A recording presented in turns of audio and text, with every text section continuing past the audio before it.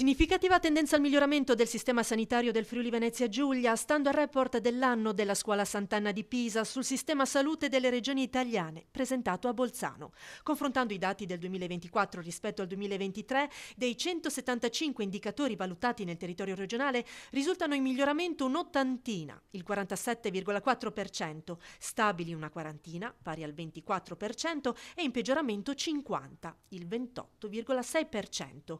I miglioramenti che appaiono maggiormente strutturali, poiché riguardanti indicatori di un medesimo settore, sono riconducibili ai tempi di attesa della chirurgia oncologica, all'assistenza domiciliare, all'assistenza territoriale e alla spesa farmaceutica e per dispositivi medici. Per la chirurgia oncologica, in aumento le prestazioni erogate nel rispetto dei tempi massimi di attesa, in particolare per prostata, retto, utero, mammella.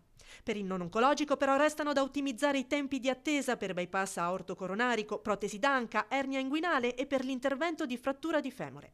Tra i miglioramenti sull'assistenza domiciliare, in crescita il tasso di pazienti maggiormente complessi trattati in assistenza domiciliare integrata e la percentuale di anziani con valutazione per cure domiciliari.